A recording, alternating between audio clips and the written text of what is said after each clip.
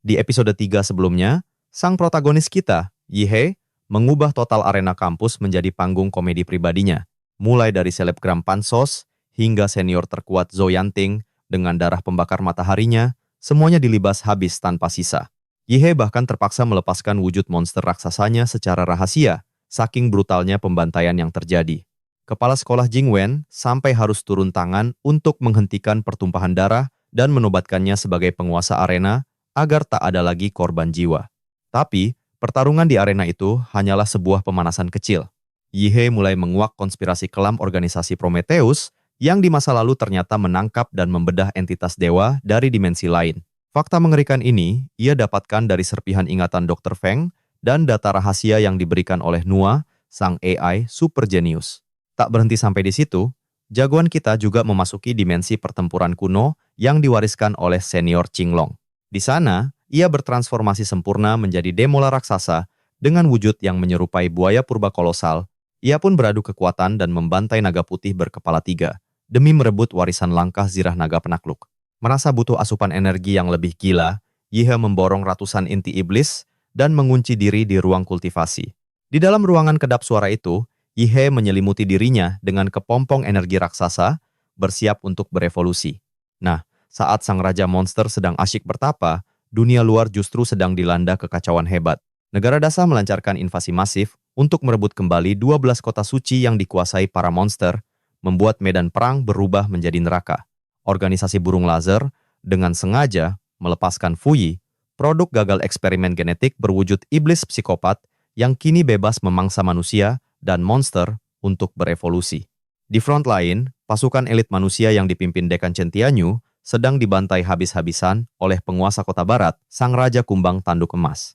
Tepat saat umat manusia diambang keputusasaan, kala tentakel-tentakel raksasa muncul dari tanah siap menjatuhkan seluruh armada udara, sebuah keajaiban yang paling tidak masuk akal pun tersaji di angkasa.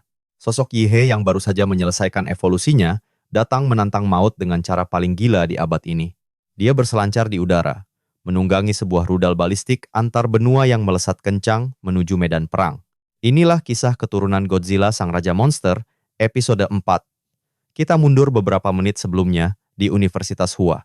Sebuah pilar energi atomik berwarna biru yang menyilaukan tiba-tiba menembus atap ruang kultivasi, mengubah langit kelabu menjadi biru benderang. Tentu saja, dalang di balik fenomena epik ini adalah Yihei, yang baru saja bangkit dari tidurnya di dalam peti kristal. Begitu pemuda itu melangkahkan kakinya keluar, sesosok robot pelayan yang dirasuki oleh kesadaran Nua langsung menghampirinya dengan anggun. Mahasiswa Yihei, selamat atas keberhasilanmu menembus batas. Ini adalah kostum tempur nano khusus yang disiapkan langsung oleh perkumpulan Longke untukmu. Yihei pun menerima sebuah perangkat mirip jam tangan dan langsung memakainya. Seketika, jutaan partikel nano hitam kebiruan yang tampak seperti logam cair mengalir keluar dari perangkat itu. Partikel canggih itu dengan cepat merayap, menyelimuti seluruh tubuhnya, dan membentuk sebuah kostum tempur yang sangat pas dan terlihat luar biasa gagah. Sambil mengepalkan tangan untuk merasakan fleksibilitas kostum barunya, pemuda itu bergegas bertanya, "Nua, sudah berapa lama pasukan dari kampus kita berangkat ke wilayah perang kota barat?" Robot itu menjawab dengan suara datarnya yang khas. Mereka telah berangkat sejak 5 jam yang lalu. Mendengar jawaban itu, kepala Yihei langsung pening 7 keliling. Gawat, aku sudah terlambat sejauh ini. Nua, siapkan jet tempur supersonik untukku sekarang juga. Namun baru 2 langkah, Yihei mendadak berhenti dan mengubah rencananya. Tunggu dulu. Jet tempur supersonik masih terlalu lambat. Kita pakai rudal balistik antar benua saja. Ambil satu dari silo peluncuran. Kecepatannya jauh lebih bisa diandalkan. Kembali ke masa kini, Yihei berdiri gagah di atas rudal, menantang badai angin sambil menatap tajam daratan kota barat di bawah sana. Dalam misi gilanya kali ini, ia membawa 2 target utama yang harus dituntaskan.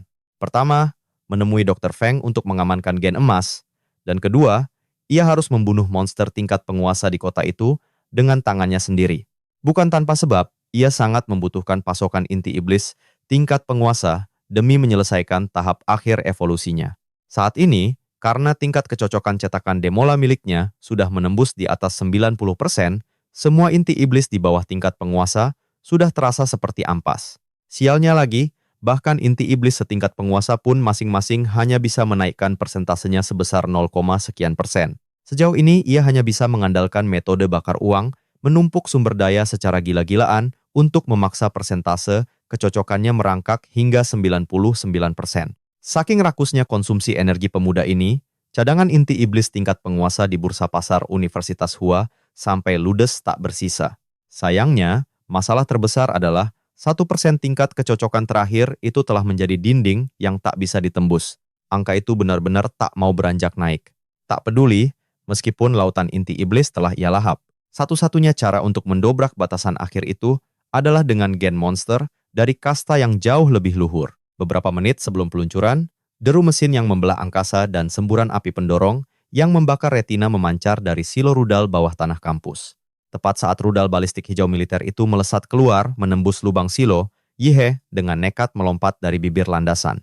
Dengan presisi manipulasi energi bela diri yang sempurna, kakinya menempel erat, berdiri kokoh menantang maut di atas punggung rudal balistik antar benua yang melaju menggila tersebut. Kini, sambil menunggangi kiamat buatan manusia itu, Yihe menukik tajam menuju jurang raksasa di pusat kota barat.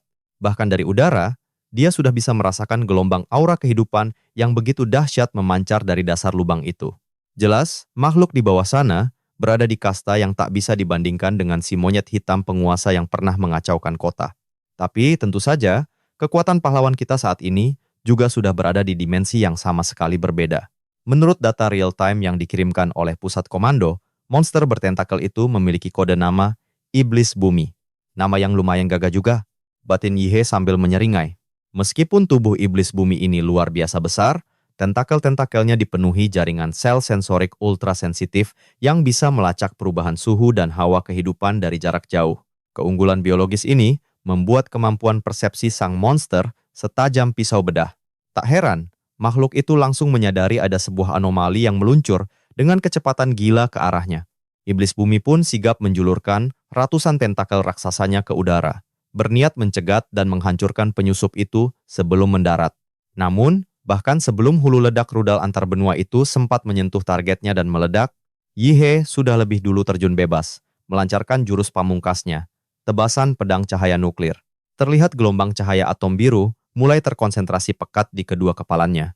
Tulang pipinya seketika menonjol, merobek kulit dan membentuk pelindung kristal biru yang berpendar terang. Diiringi dengungan energi resonansi yang melengking menusuk telinga, dua pilar cahaya atom raksasa sepanjang ratusan meter meledak keluar dari kedua tinjunya.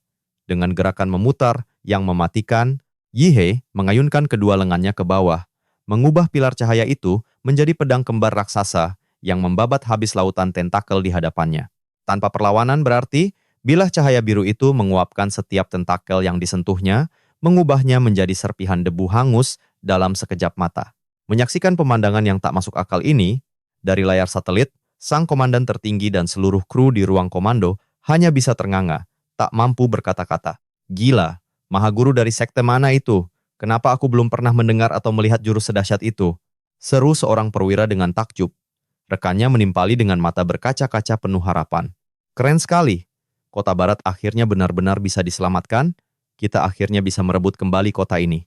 Bahkan sang komandan tertinggi, yang beberapa menit lalu hampir menyerah dalam keputusasaan, kini tanpa sadar mengepalkan tangannya begitu erat hingga gemetar karena euforia yang meledak-ledak. Kita pasti bisa. Kita akan memenangkan pertempuran ini, serunya, api keyakinan kembali berkobar di dalam dirinya. Di daratan, kilatan pedang cahaya biru itu terus menari tanpa ampun. Setiap tentakel menjijikkan yang mencoba menghadang langsung teriris dan musnah. Persis seperti gunting panas yang memotong kertas. Bahkan kecepatan regenerasi gila sang monster tak ada artinya di hadapan kecepatan tebasan.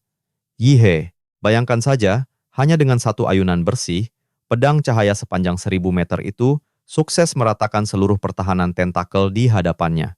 Setelah membersihkan jalan dan terjun bebas hingga kedalaman 1000 meter di bawah tanah, Yihe akhirnya bertatapan langsung dengan wujud asli dari sang iblis bumi. Makhluk mengerikan itu ternyata adalah sebuah bola daging padat berwarna coklat gelap dengan diameter mencapai 300 meter. Semua tentakel yang merepotkan pasukan manusia tadi ternyata tumbuh dan berakar dari benjolan-benjolan menjijikkan di sekujur permukaan tubuhnya. Pahlawan kita sama sekali tak menyangka kalau bos monster ini ternyata begitu pengecut dan bersembunyi sedalam ini di perut bumi.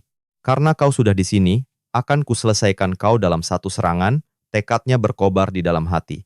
Tanpa ragu sedikit pun, ia langsung mengaktifkan jurus rahasia tingkat lanjut, mode tempur cahaya nuklir super. Seketika, armor kegelapan yang membungkus tubuhnya pecah, berkeping-keping. Dari balik retakan itu, cahaya biru yang menyilaukan meledak dengan dahsyat. Seluruh kegelapan abadi di bawah tanah langsung sirna diterangi cahaya surgawi. Ruang di sekitarnya bahkan ikut terdistorsi oleh luapan energi yang luar biasa. Detik berikutnya, Yihe melesat mengoyak udara dengan kecepatan Mach. Wujudnya berubah total menjadi meteor biru yang membara penuh amarah. Meteor hidup itu menghantam telak sang iblis bumi yang tubuhnya memadat hingga 100 meter. Semburan cahaya biru atom yang tak terbatas pun meledak. Kilauannya menerangi setiap sudut parit raksasa, bekas ledakan rudal sebelumnya. Pada momen yang gila ini, semua warna di dunia seolah lenyap, hanya menyisakan pendar biru suci yang mendominasi segalanya. Pemandangan laksana mukjizat dewa ini terukir abadi dalam benak para pendekar yang menyaksikannya dari kejauhan. Fokus mereka terkunci ke arah kota barat, diiringi bisikan penuh kekaguman, kekuatan macam apa yang sebenarnya muncul di sana. Di saat yang sama, medan perang Raja Kumbang Tanduk Emas sedang dilanda neraka. Sang ahli perisai Wuhong tewas mengenaskan, separuh tubuhnya remuk tak berbentuk. Nasib Mahaguru Chen Tianyu pun tak kalah tragis, ia ternyata sudah memasuki fase pergantian kulit tahap ketiga. Cangkang emas gelapnya kini memancarkan aura merah kematian yang pekat. Lebih mengerikan lagi, 4 lengan tambahan tumbuh dari dada, perut, dan pinggangnya. Kecepatan dan kekuatan fisiknya meroket gila-gilaan, setidaknya 2 level lebih tinggi. Padahal setengah jam lalu, Chen Tianyu yang membakar esensi hidupnya, bersama Dai Qing dan kakek, berhasil menekan wujud tahap kedua kumbang itu. Namun kini, di hadapan wujud tahap ketiga, peluang kemenangan mereka sirna mendekati 0%. Jurus rahasia pembakar darah yang ia andalkan jelas takkan bertahan lama. Bahkan jika menang, sisa hidupnya mungkin hanya tinggal hitungan tahun. Tapi baginya, itu tak lagi penting. Sebagai Mahaguru kebanggaan Dasahsya, tekad Tianyu hanya satu. Monster terkutuk ini harus binasa di tangannya hari ini. Merasakan aura pembunuh lawannya mengunci dirinya, sang Raja Kumbang menyeringai sinis. Mengunci target dengan aura, lalu memaksa menyerang. Teknik aneh kalian para manusia memang selalu merepotkan. Tapi pada akhirnya, trik murahan seperti itu takkan pernah bisa menutupi jurang kekuatan kita yang absolut. Kuda bertanduk tunggal yang ditunggangi Tianyu seolah mengerti tekad mati tuannya. Ia meringkik nyaring hingga pembuluh darah di tubuhnya menonjol seperti akar pohon. Tunggangan setia itu melesat maju, menerjang maut tanpa ragu. Di detik yang sama, Tianyu melepaskan jurus pamungkas elemen tanah, tombak petir 1000 bilah. Sosok sang Mahaguru melebur menjadi kilat petir putih kemerahan. Meski sendirian, auranya terasa dahsyat, laksana serbuan ribuan pasukan kavaleri. Tapi, sang Raja Kumbang Tanduk Emas hanya tersenyum meremehkan. Ia memusatkan seluruh kekuatannya pada keempat lengan barunya, lalu melancarkan pukulan untuk beradu langsung dengan kilat petir mematikan itu. Di tengah benturan energi yang mengguncang dunia, monster itu tertawa, Kaisar kami telah berhasil menyempurnakan eksperimen peradaban kuno.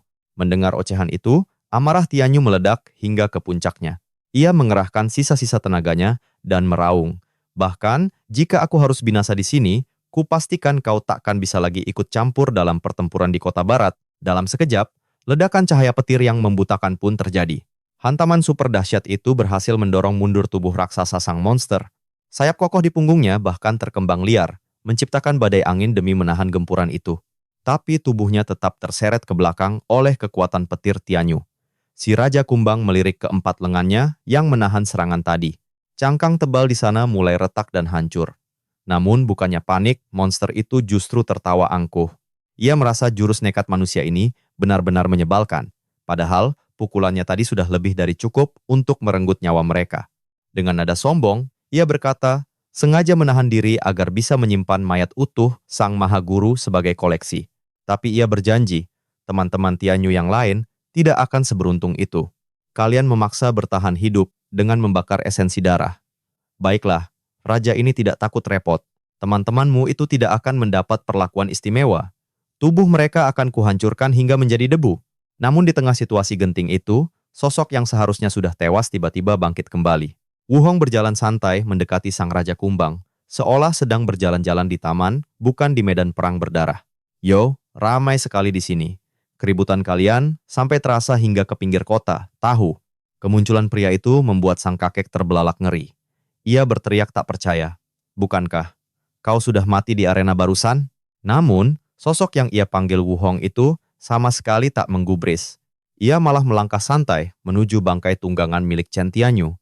Sambil menutupi separuh wajahnya, pria itu tertawa melengking gila. Apa aku sudah mati? Entahlah, aku sendiri pun tak yakin. Detik berikutnya, pemandangan paling mengerikan pun tersaji.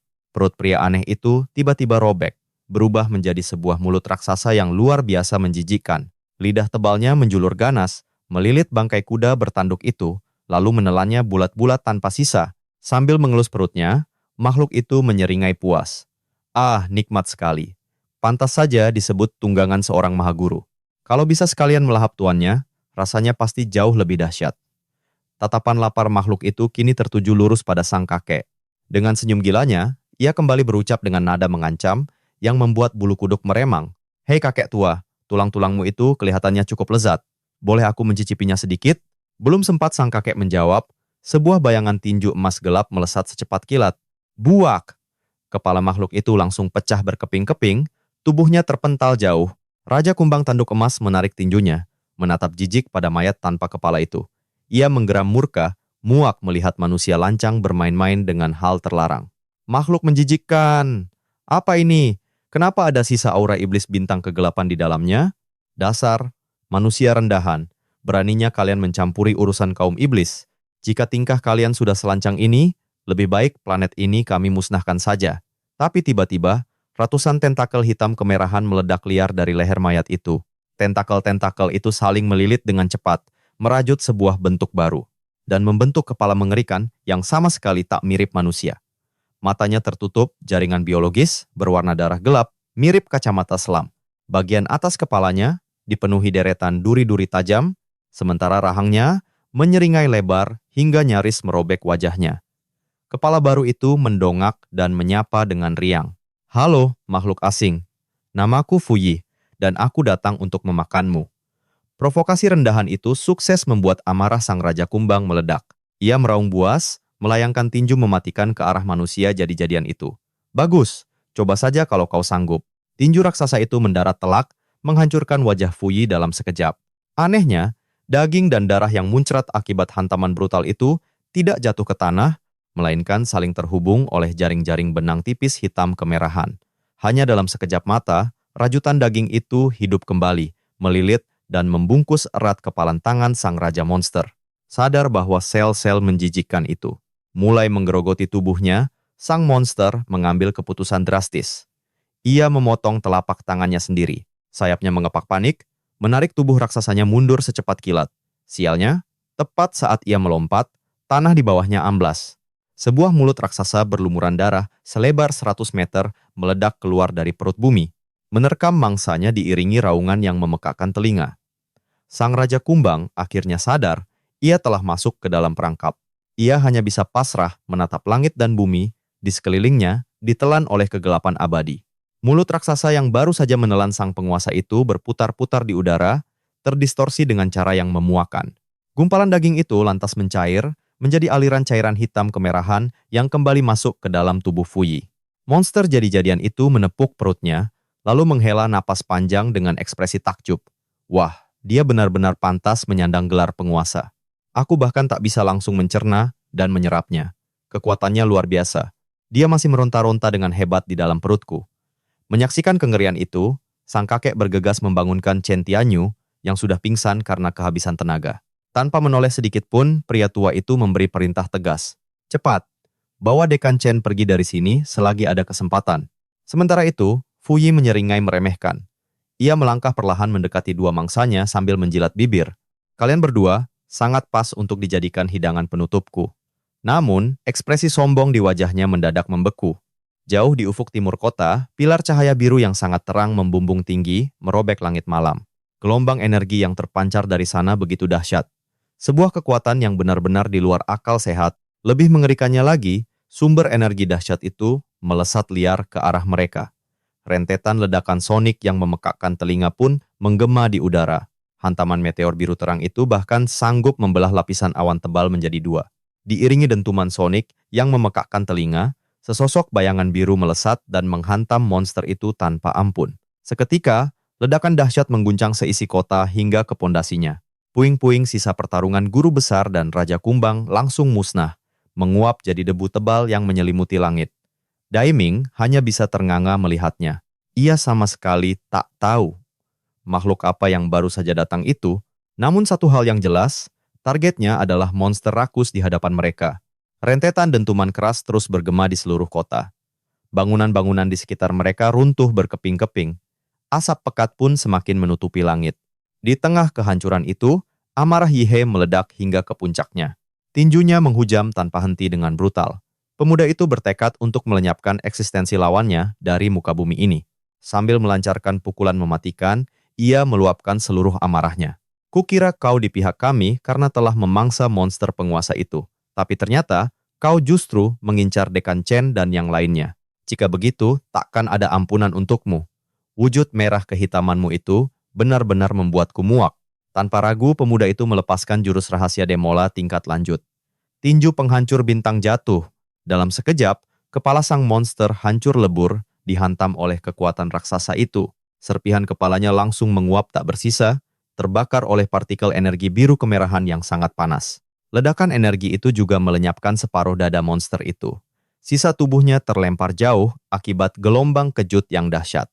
Mengambil alih kendali pertarungan, pahlawan kita memburu mangsanya laksana dewa, kematian yang datang menagih nyawa. Ia takkan berhenti sebelum musuhnya lenyap sepenuhnya. Tak ada kematian yang mudah bagi makhluk ini. Tiba-tiba, sepasang sayap cahaya biru membentang dari punggung pemuda itu. Kecepatannya meningkat gila-gilaan, berhasil menyambar pergelangan kaki lawannya di udara. Ia menyeret tubuh ringsek itu, melesat vertikal menembus awan, lalu membalik posisi dan berteriak membelah langit. Bantingan bumi! Saat ia menghempaskan lawannya ke bawah, 3 gelombang kejut melingkar meledak di angkasa. Tubuh monster itu jatuh menghunjam bumi bagai meteor. Di tengah amukan gelombang kejut, benturan dahsyat itu meremukkan seluruh anatomi makhluk itu hingga tak berbentuk, menyisakan kubangan daging dan darah di atas tanah. Setelah memastikan targetnya musnah, sang dewa kematian akhirnya turun dan mendarat dengan mantap. Pada saat yang sama, sebuah panel sistem virtual muncul di hadapannya, menampilkan notifikasi penting. Tuan rumah Yihe, cetakan Demola, tingkat kecocokan 100%. Wujud Yanjun telah aktif. Harap gunakan dengan bijak. Namun, ia bahkan belum sempat bernapas lega saat pemandangan mengerikan kembali tersaji di depan matanya. Dari kubangan darah dan daging giling itu, sosok yang hancur tadi perlahan bangkit, seperti iblis yang merangkak keluar dari neraka. Suara tulang yang patah dan menyambung kembali terdengar nyaring, berderak-derak mengerikan. Makhluk itu menarik napas dalam-dalam, meregangkan tubuh barunya, sambil menatap Yihe dengan tatapan mengancam. Sejak aku lahir, belum pernah ada yang bisa menghajarku separah ini. Tapi, aku justru harus berterima kasih padamu. Berkat serangan membabi butamu itu, proses pencernaanku jadi jauh lebih cepat. Kini, aku telah menyerap sempurna gen monster penguasa itu. Sebagai balas budi, akan kubiarkan kau tetap sadar. Saat aku melahapmu hidup-hidup, perlahan-lahan. Sayangnya, ancaman kosong itu langsung dipatahkan begitu saja. Dalam sekejap, pemuda beraura biru itu telah muncul tepat di hadapan wajah monster itu. Tanpa membuang sedetik pun, ia melancarkan tendangan menyapu yang mematikan. Hantaman brutal itu membuat tubuh lawannya terpelintir hebat, berputar belasan kali di udara seperti gasing, sebelum terlempar sejauh 100 meter dan menabrak gedung pencakar langit. Melihat musuhnya terlempar jauh, Yihe membentak dengan kesal. Berhentilah mengoceh di hadapanku. Ajaibnya, tak butuh waktu lama bagi makhluk itu untuk bangkit kembali dari reruntuhan. Tidak seperti sebelumnya yang langsung hancur, serangan maut barusan hanya mematahkan beberapa tulangnya. Terlihat jelas tubuhnya terus beradaptasi untuk menahan segala jenis kerusakan. Sambil membetulkan kembali sendi-sendinya, ia tertawa dingin dengan nada mengejek. Teruslah memukul. Hajar aku sepuasmu, kau tidak akan pernah bisa membunuhku. Aku akan menjadi mimpi buruk abadimu. Dan disinilah letak kengerian monster itu. Sel dan gennya berevolusi tanpa henti setiap detiknya. Mampu beradaptasi secara sempurna, bahkan di kondisi paling ekstrem sekalipun, makhluk ini adalah mahakarya biologis pamungkas dari organisasi burung laser. Namun bagi sang jagoan, ini adalah momen langka. Untuk pertama kalinya, ia bertemu dengan makhluk yang kesombongannya melampaui dirinya. Tanpa keraguan sedikit pun, ia kembali memfokuskan kekuatannya dan melepaskan jurus rahasia Demola tingkat tinggi. Gelombang energi Demola. Sembari menyiapkan serangan pamungkasnya, ia menyambut tantangan itu dengan seringai buas. Bagus sekali. Kau sepertinya samsak latihan yang ideal. Kuharap kau bisa bertahan sedikit lebih lama. Fakta bahwa kau tak bisa mati, berarti aku bisa menyiksamu sepuasnya tanpa akhir. Seketika, energi atom dahsyat terpusat di telapak tangannya, membesar dengan cepat, lalu melesat secepat kilat. Ledakan bola cahaya biru yang menyilaukan seketika menerangi seluruh kota, menyapu bersih area pusat kota bagian barat. Menyaksikan pemandangan gila itu dari kejauhan, Dai Qiming hanya bisa ternganga tak percaya. Matanya terpaku pada kilatan energi yang mengguncang seluruh kota. Gila. Mahaguru dari mana orang ini? Kecepatan dan daya hancur seperti ini. Bahkan Mahaguru di puncak ranah transformasi kupu-kupu tingkat 7 pun akan kesulitan mencari tandingannya. Di sebelahnya, sang kakek mengangguk setuju. Wajah tuanya menunjukkan kekaguman mendalam sekaligus kelegaan yang tak terhingga. Belum lagi fluktuasi energi biru itu. Aku belum pernah mendengar kekuatan semacam ini. Beruntung sekali sosok sekuat dia berada di pihak kita. Masih terpukau oleh pertarungan level dewa di langit, rekannya menyahut dengan penuh optimisme. Benar. Dengan adanya eksistensi sekuat itu di medan perang kota barat, nyawa kita seharusnya sudah terjamin. Di pusat ledakan, gelombang energi atom biru itu melahap habis semua gedung pencakar langit. Segala materi padat yang tersapu olehnya lenyap tanpa meninggalkan jejak. Bahkan sisa monster dan praktisi malang yang telah ditelan dan dilebur dalam perutnya, kini ikut menguap menjadi gas. Segalanya musnah, seperti ngengat yang terbakar api. Namun, meski diterjang badai pemusnah, gumpalan daging monster itu kini berwujud ombak hitam kemerahan yang mengamuk menolak untuk mundur. Bukannya melarikan diri untuk selamat, ia justru nekat menerjang maju menantang maut. Melalui pembelahan sel yang menggila, monster itu mendorong potensi biologisnya hingga titik puncak. Ketika badai atom terus menggerogoti dan menghanguskan tubuhnya, ia justru terus memacu regenerasi di setiap sel. Lebih gilanya lagi, kecepatan regenerasinya perlahan-lahan mulai melampaui tingkat kehancuran yang diakibatkan energi atom itu. Melihat kegigihan yang tak masuk akal ini, sang pahlawan muda merasa lawannya ini benar-benar menjijikan. Berkat pasokan energi darah murni dari cetakan Demola yang telah mencapai kecocokan 100%, pemuda itu memperoleh intuisi yang luar biasa tajam. Meskipun matanya tak setajam mikroskop elektron yang mampu membedah sel, insting bertarungnya dapat merasakan dengan jelas bahwa musuh liatnya ini sekali lagi berhasil beradaptasi untuk menahan gelombang energi pemusnahnya. Tiba-tiba, sebuah wajah terdistorsi muncul dari pusaran ombak hitam kemerahan itu. Ratusan bola mata tumbuh secara acak di wajah mengerikannya. Semua mata itu menatap tajam dengan kelaparan yang buas. Sambil menahan serangan mematikan, monster itu berteriak dengan penuh kebanggaan. Inilah kekuatan sejatiku. Evolusi mutlak yang tak terkalahkan. Tak peduli seberapa dewa dirimu, pada akhirnya, aku akan selalu beradaptasi dengan setiap seranganmu. Kau takkan pernah bisa membunuhku. Namun di balik kesombongannya, insting monster itu diam-diam berteriak iri. Ia bisa merasakan aura genetik lawannya, yang kualitasnya telah melampaui batas puncak. Di hadapan gen tingkat dewa ini, kualitas gen penguasa yang baru saja ia telan mendadak terasa seperti sampah tak berharga. Frustrasi dan keserakahan bercampur aduk, membakar hasrat gilanya untuk melahap kekuatan itu. Sialan. Padahal, aku sudah melahap ribuan makhluk hanya untuk menyimulasikan garis keturunan genetik yang sempurna. Tapi kenapa aku masih kalah telak darinya? Apapun yang terjadi, aku harus menelannya hidup-hidup. Dalam sekejap, sel-sel hitam kemerahan itu membelah diri secara membabi buta.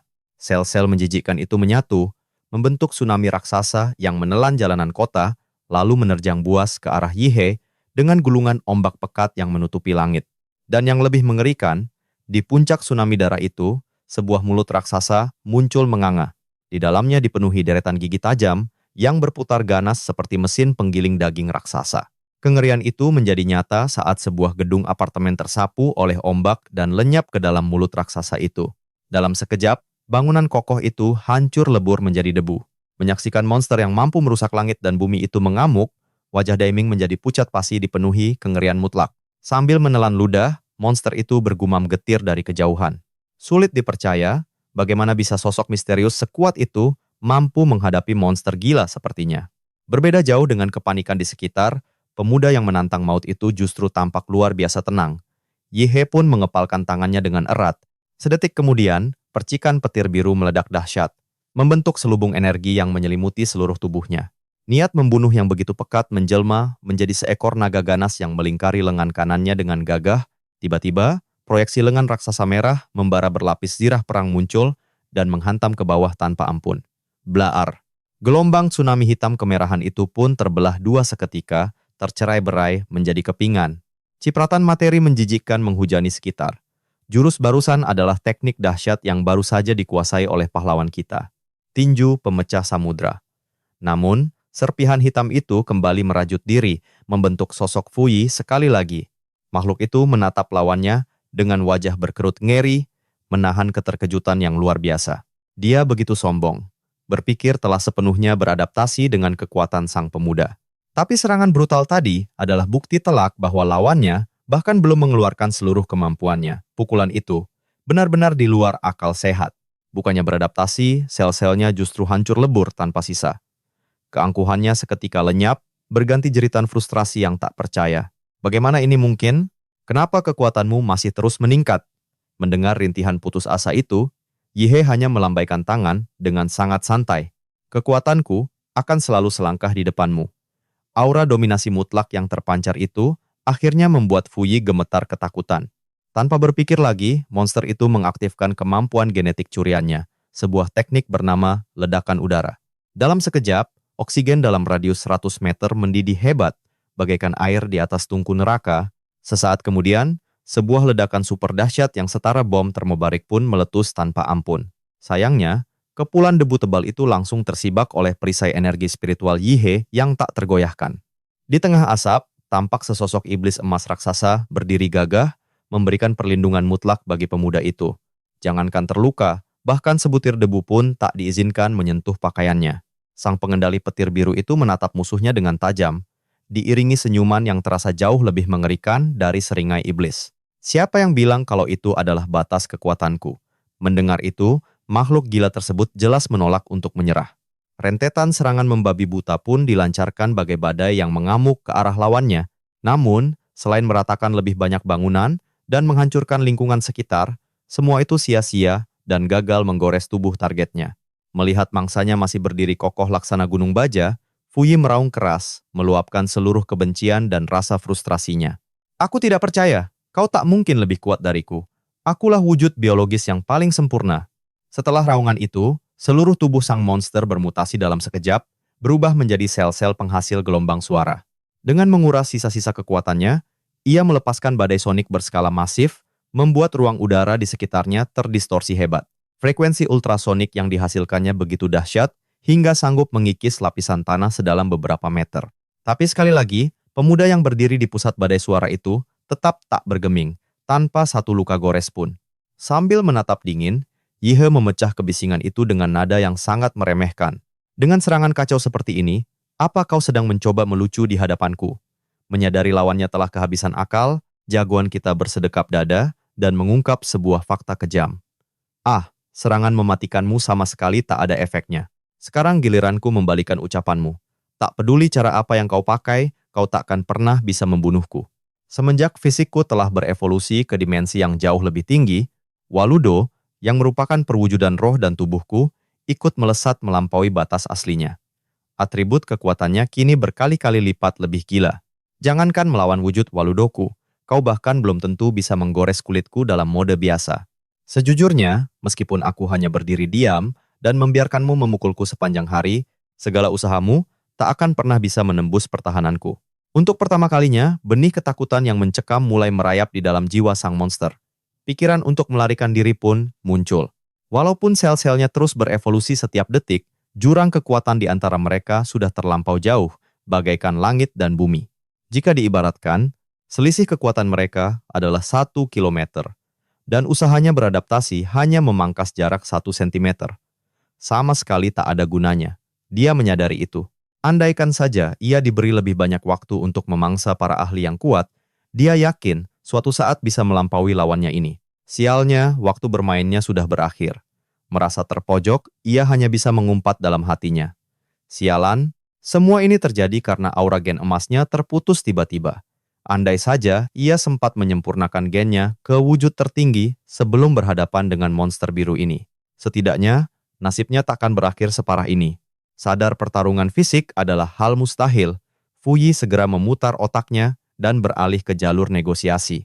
Dengan tatapan licik yang dibuat memelas, ia menatap sang jagoan dan menawarkan kesepakatan damai yang ia anggap saling menguntungkan.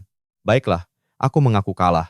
Kau memang jauh lebih perkasa dari makhluk sempurna sepertiku, dan sampai kini aku belum menemukan cara untuk melenyapkanmu. Tapi kenyataannya, kau juga tidak bisa membunuhku, bukan? Bagaimana jika kita berdamai saja? Kota ini. Ah, bukan. Seluruh negaramu akan kutinggalkan dalam damai. Aku bersumpah tidak akan membuat kekacauan lagi di wilayah ini. Aku akan pergi mencari mangsa ke negara lain, mungkin ke Federasi Maiste. Bukankah itu sejalan dengan rencanamu untuk melemahkan negara saingan? Benar kan? Kita bisa membagi planet biru ini menjadi dua wilayah kekuasaan. Aku akan menguasai benua Maiste, sementara kau menjadi raja di benua timur dan barat. Di luar sana, masih banyak manusia kuat yang merepotkan. Selama kau bisa membawakanku setetes darah mereka, aku jamin bisa menciptakan racun mutasi khusus untuk menghabisi mereka satu persatu. Biar aku yang membereskan semua musuhmu, untukmu. Bagaimana? Bukannya tergoda, Yihe justru mengangkat satu jari telunjuknya lurus ke arah wajah sang negosiator licik. Melihat isyarat aneh itu, monster tersebut hanya bisa mengerutkan dahi kebingungan. Apa maksud dari jarimu itu? Tanpa menjawab, pemuda itu menarik tangannya, lalu menyilangkan kedua jari telunjuknya membentuk tanda X tepat di depan wajahnya. Sambil menyeringai penuh hinaan, ia melontarkan ancaman mutlak. Aku sudah menemukan cara untuk menghapus keberadaanmu dari muka bumi ini. 10 menit. Jika dalam 10 menit kau masih bisa bernapas, maka aku akan mengganti margaku dengan margamu. Diremehkan seolah sampah tak berharga, amarah Fuyi seketika meledak. Ucapan arogan itu benar-benar melecehkan harga dirinya. Matanya memerah penuh amarah saat ia memprotes keras. Membunuhku! Lelucon macam apa itu? Jangankan dirimu, bahkan aku sendiri tidak tahu bagaimana caranya untuk mati. Setiap sel di tubuhku tak pernah berhenti berteriak rakus untuk berevolusi setiap detiknya. Mustahil sistem sempurnaku ini membiarkanku mati konyol. Namun sayang, bahkan sebelum mulut sombongnya selesai bicara, sesosok bayangan biru sudah melesat dan kini berdiri tepat di samping telinganya. Hawa dingin yang mematikan langsung merayap saat sebuah bisikan rendah yang mengancam terdengar. Kenapa tidak kau buktikan sendiri untuk tahu jawabannya? Krak, wajah Fuyi langsung dicengkram dengan brutal oleh telapak tangan kekar pemuda itu. Bersamaan dengan itu, ledakan energi atom yang dahsyat menyembur dari telapak kaki Yihe. Sayap cahaya biru di punggungnya mengepak dahsyat, berfungsi sebagai roket pendorong yang membawanya melesat menembus angkasa. Dengan kasar, ia menyeret tubuh monster itu, menggerusnya tanpa ampun ke dinding gedung pencakar langit hingga hancur berkeping-keping. Meski darah dan serpihan dagingnya berceceran akibat gesekan beton, makhluk gila itu justru membalasnya dengan tawa yang menggema. Kau tidak akan pernah bisa membunuhku. Hanya digerus seperti ini, tidak akan terasa sakit sama sekali di tubuhku. Tak peduli dengan tawa psikopat itu, jagoan kita terus membawanya terbang vertikal ke langit, menembus lapisan awan yang tebal. Semburan energi atom di kakinya terus mengamuk, memacu kecepatannya jauh melampaui batas jet tempur supersonik tercanggih sekalipun. Dengan wajah dingin tanpa belas kasihan, cengkeramannya semakin mengerat seraya ia terus meluncur menembus lapisan stratosfer. Baru pada saat itulah, Fuyi menyadari ada sesuatu yang sangat tidak beres. Merasakan pasokan oksigen yang menipis dan suhu yang anjlok drastis ke titik beku, monster itu akhirnya dilanda kepanikan hebat. Apa yang mau kau lakukan? Apa kau berencana melemparku keluar planet biru? Itu percuma, tahu. Radiasi kosmik dan suhu nol mutlak di luar angkasa tidak akan bisa membunuhku. Justru aku akan menyerap semua radiasi itu. Aku akan berevolusi menjadi lebih gila lagi. Tunggu saja, aku pasti akan kembali dan membantai setiap nyawa di planet birumu. Mengabaikan ancaman histeris itu, Yihe terus melesat hingga menembus ketinggian lebih dari 50.000 meter, berhasil melewati lapisan ozon planet biru. Begitu tiba di ambang batas luar angkasa, barulah pemuda itu bergumam lirih. Ketinggian ini seharusnya sudah cukup. Ia lalu menoleh pada mangsa, dalam cengkeramannya dengan senyum sinis. Di atas sini, tidak akan ada satu mata pun yang bisa melihat apa yang akan kulakukan padamu. Dan yang terpenting, ini tidak akan berdampak fatal bagi kota barat. Oh ya, satu hal lagi. Di jarak sejauh ini, kau pasti sudah kehilangan koneksi dengan semua keturunanmu. Begitu mendengar kata turunan disebut, topeng kepercayaan diri yang dikenakan Fui seketika hancur berkeping-keping. Matanya membelalak tak percaya. Bagaimana kau bisa tahu rahasia itu? Faktanya, tubuh monster itu sama sekali tidak abadi seperti yang ia gembar-gemborkan. Buktinya, ia pernah ditangkap dan dikurung oleh organisasi burung laser. Memang benar membunuhnya sangat sulit, tapi ada harga yang sangat mahal untuk kemampuan itu. Setiap kali ia menyembuhkan diri dan meregenerasi tubuhnya, energi kehidupannya akan terkuras habis. Semakin sering energinya tersedot, semakin lemah pula dirinya.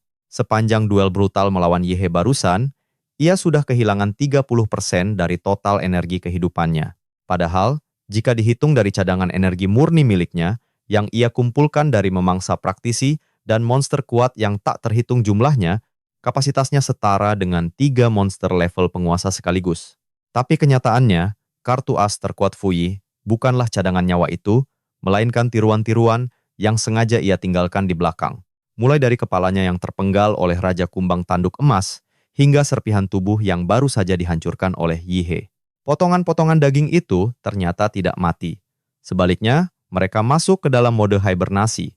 Rencananya, jika tubuh utama Fuyi benar-benar kehabisan daya, ia hanya perlu mengaktifkan salinan kesadaran di dalam serpihan-serpihan itu untuk melakukan kebangkitan alternatif. Sayangnya, teknik membelah kesadaran miliknya belumlah sempurna. Jangkauan sinyal untuk mengaktifkannya masih memiliki batasan jarak yang sangat ketat. Yihe, yang sejak tadi menggunakan insting medan magnet kehidupannya, berhasil melacak koneksi gaib antara serpihan daging di bawah dengan tubuh utama sang monster. Inilah alasan mengapa ia sengaja menyeret musuhnya terbang setinggi ini demi memutus total sinyal aktivasi kesadaran itu. Singkatnya, nyawa Fuyi kini hanya tinggal satu-satunya.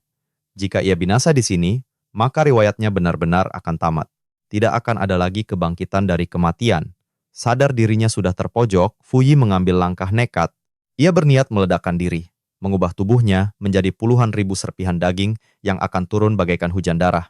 Dalam benaknya, selama ada satu saja serpihan yang berhasil mencapai bumi, ia masih memiliki peluang untuk hidup. Membaca niat putus asa itu, Yehe menyeringai dingin. Bagaimana? Apa kau sudah mulai merasa takut? Rasa takut naluriah saat berhadapan langsung dengan kematian? Tepat setelah ucapan mematikan itu terlontar, mata Fuyi terbelalak ngeri melihat tubuh lawannya membesar secara tak terkendali. Dalam sekejap mata, pemuda itu bertransformasi menjadi raksasa biru kehitaman setinggi 10 meter dan ukurannya terus membesar. Di hadapannya, Fuyi kini tampak begitu menyedihkan, tak lebih besar dari seekor anak ayam di dalam genggaman. Tanpa belas kasihan, Yihe menangkupkan kedua telapak tangannya, mengurung dan meremukkan tubuh monster itu di tengah-tengah. Nah, begini jauh lebih mudah. Aku tak perlu repot-repot menangkap setiap serpihan dagingmu yang mencoba kabur. Cukup kurung saja semuanya di dalam tanganku ini. Tangan raksasa itu mulai meremas Fuyi, seolah sedang menguleni adonan. Merasa jalan keluarnya tertutup sepenuhnya, insting sang monster meledak dalam ketakutan yang luar biasa. Ia berteriak panik dari dalam genggaman. Apa yang kau lakukan? Lepaskan aku. Jangan bilang kau berniat memakanku. Namun, Yihe sama sekali tidak menggubris teriakan panik tersebut. Tanpa ragu, ia memasukkan gumpalan monster itu ke mulutnya dan menelannya bulat-bulat. Begitu masuk ke lambungnya, Fuyi semakin histeris meronta dalam kegelapan. Kau, ini monster buas atau apa? Bisa-bisanya kau berpikir untuk memakan musuhmu hidup-hidup. Sombong. Apa kau tidak takut aku akan melahap organ dalammu dari sini? Pilihan bodohmu ini justru memberiku jalan untuk membunuhmu dari dalam. Setelah memastikan mangsanya tiba dengan selamat di dalam perut, Yihe baru merespons dengan nada santai. Tenang, ini belum berakhir. Ini baru tahap awal dari pemusnahan total dirimu. Langkah selanjutnya adalah mekar menjadi penguasa api surya. Detik berikutnya, reaksi fusi atom di tubuhnya melonjak gila-gilaan, menembus semua batas. Pupil mata birunya seketika memancarkan cahaya merah yang membara. Aura biru yang menyelimutinya perlahan berubah menjadi merah pekat, yang semakin lama semakin terang benderang. Persis seperti kelahiran matahari kedua. Atmosfer dalam radius beberapa kilometer di sekitarnya seketika terbakar menjadi merah menyala. Suhu di permukaan kulit Yihe kini melonjak hingga kisaran 4-5.000 derajat Celcius. Sementara itu, suhu inti di dalam perutnya menembus puluhan ribu derajat dan angkanya masih terus meroket tajam. Sebagai perbandingan, suhu di permukaan matahari saja hanya berkisar antara 5 sampai 6.000 derajat Celcius. Jadi, menyebut wujud jagoan kita saat ini sebagai matahari mini bukanlah sebuah kiasan. Jauh di dalam sana, Fuyi mati-matian memaksa sel-selnya untuk membelah dan beregenerasi, mencoba bertahan dari suhu neraka yang membakarnya hidup-hidup. Sayangnya, kenyataan menghantamnya tanpa ampun. Dia sungguh tak sanggup lagi. Gelombang keputusasaan mengamuk hebat di benaknya. Sial, dunia gila macam apa ini? Mana mungkin ada makhluk yang bisa menahan suhu sepanas inti bintang? Seluruh bank data genetik pun tak punya catatan tentang gen supernatural yang mampu bertahan di zona neraka ini. Namun, sebelum keputusasaan sempat menelannya bulat-bulat, Yihe melepaskan gelombang kejut maha dahsyat. Bunga teratai merah api mekar dari tubuhnya menyapu bersih segala sesuatu dalam radius ratusan kilometer. Cahaya ledakan nuklir setingkat bintang itu begitu menyilaukan, hingga sinarnya terlihat jelas dari luar angkasa. Setelah ledakan dahsyat itu, keheningan pun kembali menyelimuti. Kita kembali ke 10 menit sebelumnya. Di bawah sana, Dai Qiming dan sang kakek menyaksikan dengan mata kepala sendiri bagaimana Yihe melesat bak roket, menyeret musuhnya, menembus awan hingga lenyap dari pandangan. Tepat saat mereka masih terpana, sebuah panggilan radio masuk dari armada udara. Lapor Komandan Dai. Gelombang monster di zona perang kota barat telah berhasil dipukul mundur. Operasi pembersihan sisa musuh berjalan sesuai rencana. Markas pusat juga telah mengonfirmasi bahwa semua monster level penguasa telah berhasil dilenyapkan. Mohon laporan situasi terkini di posisimu. Mendengar itu, Qiming segera membalas panggilan tersebut. Lapor markas. Jika identitas pahlawan misterius yang membantu kita tidak dirahasiakan, bisakah kalian memberitahuku siapa dia? Aku ingin menemuinya secara pribadi untuk mengucapkan terima kasih. Di luar dugaan, radio sempat hening sejenak, lalu terdengar jawaban yang sangat canggung. Dia berasal dari Universitas Hua, alma matermu. Statusnya saat ini masih mahasiswa aktif, dan usianya jauh lebih muda dari yang kau bayangkan. Dia itu juniormu sendiri. Mendengar fakta yang begitu absurd, otak Qiming seakan berhenti bekerja. Dalam hati, ia tak bisa percaya. Apa aku sedang bermimpi? Jika tidak, mana mungkin aku mendengar laporan segila tadi. Kembali ke masa kini, suasana di luar angkasa telah kembali tenang. Hawa panas yang tersisa menjadi satu-satunya saksi bisu. Betapa mengerikannya ledakan teratai api penghancur itu. Sementara itu, wujud raksasa belasan meter milik Yihe mulai merontokkan cangkang luarnya yang hangus legam seperti arang. Begitu cangkang itu hancur, puluhan tentakel aneh tiba-tiba menyembul keluar dari pori-pori kulitnya. Tentakel-tentakel misterius itu bergerak cepat, melilit, dan menyelimuti seluruh tubuhnya dengan lapisan organik hitam kemerahan yang berdenyut-denyut seperti makhluk hidup. Merespons kehendak tuannya, lapisan parasit itu membentuk sebuah zirah biologis yang menyatu sempurna dengan tubuhnya. Inilah perpaduan dahsyat antara garis keturunan vampir tingkat tinggi dan kemampuan evolusi absolut dari cetakan iblis. Kombinasi ini membuatnya mampu menyerap dan mengambil alih seluruh genetika Fuyi saat monster itu melebur hidup-hidup di dalam tubuhnya. Yihe bisa merasakan sebuah sensasi yang luar biasa jernih. Mengendalikan materi biologis ini terasa semudah menggerakkan jari jemarinya sendiri. Materi ini kini terasa seperti organ tubuhnya, seolah telah menjadi bagian darinya sejak ia dilahirkan. Secara naluriah, otaknya langsung memahami cara mengendalikannya. Membentuknya menjadi zirah hanyalah kemampuan dasarnya. Fungsi sejatinya jauh lebih menggemparkan. Materi ini tak hanya menyembuhkan sel-sel yang rusak akibat wujud dewa api matahari, tapi juga mengoptimalkan ulang seluruh anatomi tubuhnya. Rasanya persis seperti sedang berada di layar kustomisasi karakter dalam sebuah game. Dia bisa mengubah wujud, merombak struktur tulang, dan memaksimalkan potensi tubuhnya sesuka hati. Kini, sang pahlawan melayang santai di atas awan. Dari luar, penampilannya tampak tidak berubah. Namun, di tingkat sel, sebuah evolusi yang mengguncang tatanan biologis baru saja terjadi. Sambil mengepalkan tangan, ia bergumam penuh kekaguman dari lubuk hatinya. Sensasi ini benar-benar luar biasa. Tak bisa diungkapkan dengan kata-kata. Kemampuan adaptasi parasit ini setara dengan cetakan kekuatan level dewa. Sementara itu, di belahan dunia lain, kepanikan melanda markas besar militer Federasi Mister. Mata Jenderal Duller terpaku tajam pada layar raksasa di hadapannya. Satelit mata-mata mereka menangkap dengan jelas gelombang kejut berwarna merah neraka yang menyapu bersih atmosfer. Suara monoton dari superkomputer kebanggaan Federasi memecah keheningan yang mencekam di ruangan itu. Peringatan. Reaksi energi super tinggi terdeteksi di perbatasan stratosfer dan termosfer tepat di atas wilayah udara kota barat negara Da. Radius kehancurannya mencapai 600 km. Kekuatannya diperkirakan setara dengan puluhan juta ton bom nuklir. Mendengar laporan gila itu, sang jenderal menggebrak meja dengan amarah yang meledak-ledak. Sialan, bukankah negara Dasa sedang sibuk melancarkan operasi militer untuk merebut kembali kota mereka? Lalu ledakan dahsyat barusan itu apa? Di tengah kebingungan, seorang teknisi radar tiba-tiba berteriak panik. Lapor jenderal, sistem mendeteksi satu tanda kehidupan. Tepat di pusat ledakan. Pikiran Jenderal Duller seketika kosong. Alisnya bertaut tajam, tak percaya dengan laporan absurd barusan. Sebuah tanda kehidupan? Setelah ledakan sekelas kiamat, jangankan manusia, bahkan seorang master tingkat tinggi sekalipun pasti sudah menjadi abu. Cepat perbesar citra satelit semaksimal mungkin. Aku ingin lihat monster macam apa yang disembunyikan oleh negara Dasa. Sesuai perintah, resolusi gambar di layar utama langsung didorong hingga batasnya. Sesosok pemuda berjaket kulit pun terpampang jelas. Celakanya, pemuda itu juga sedang menatap lurus ke atas, ke arah langit. Tatapan tajamnya seolah sanggup menembus puluhan ribu kilometer, menatap lurus ke dalam lensa satelit mata-mata mereka. Sesaat kemudian, sistem secara otomatis membaca gerak bibir pemuda arogan itu dan menampilkannya di layar. Kalimat yang muncul adalah, sedang mengintip, ya? Rahang Jenderal Duller serasa mau copot melihat ejekan itu. Matanya melotot, terpaku pada layar raksasa itu dengan penuh rasa tak percaya. Mustahil, satelit kita mengorbit di luar angkasa. Bagaimana bisa dia tahu posisi kita? Cepat, lakukan identifikasi wajah. Mungkinkah ada Mahaguru Agung keempat yang selama ini mereka sembunyikan di selatan?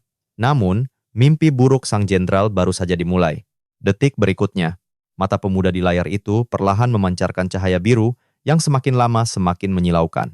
Bagaikan adegan di film pahlawan super, seberkas sinar laser penghancur melesat lurus dari kedua matanya. Laser mematikan itu merobek angkasa, menembus lapisan atmosfer dengan tingkat akurasi yang mustahil. Blam! Sinar itu menghantam telak satelit pengintai milik Federasi, mengubah aset berharga itu menjadi rongsokan luar angkasa dalam sekejap. Layar utama di markas komando pun seketika mati total, hanya menyisakan derau statis. Kembali ke langit kota barat, Yihe baru saja berhasil menyempurnakan sinkronisasi cetakan demola miliknya hingga mencapai angka absolut, 100%. Efeknya, medan magnet kehidupannya mengalami sebuah evolusi yang luar biasa. Jangkauan radarnya kini meluas dalam skala supermasif, mampu menyelimuti seluruh rotasi planet. Bukan hanya itu, radar biologis ini tak cuma bisa mendeteksi aura kehidupan, tapi juga mampu meretas sinyal mesin dan melacak berbagai frekuensi lain.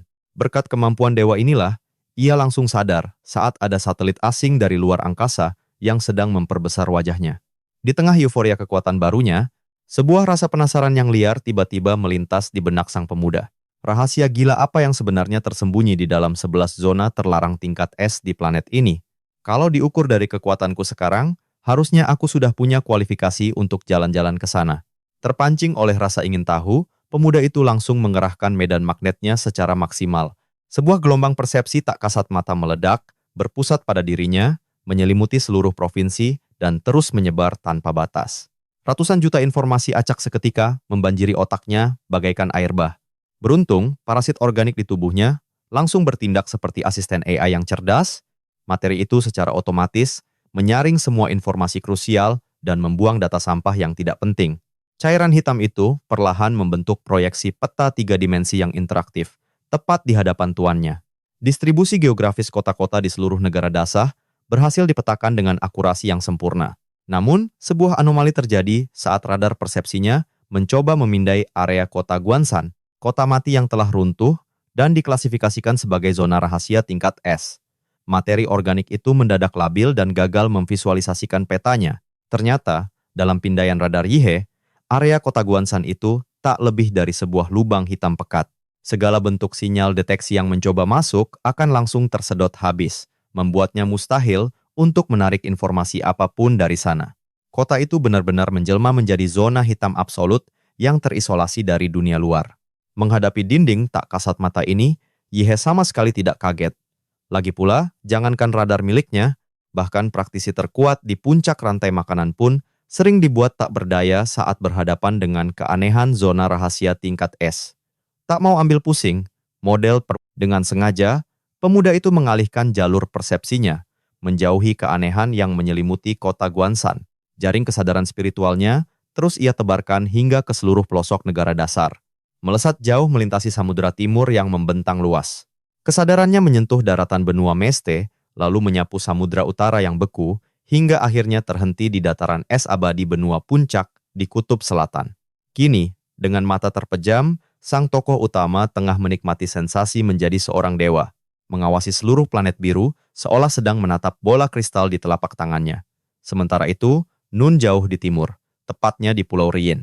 Jauh di dalam istana bawah tanah Rien, yang tersembunyi di perut Gunung Futu, terhampar sebuah ranjang naga raksasa berukuran sekitar 20 meter, tertutup kelambu tipis yang tembus pandang.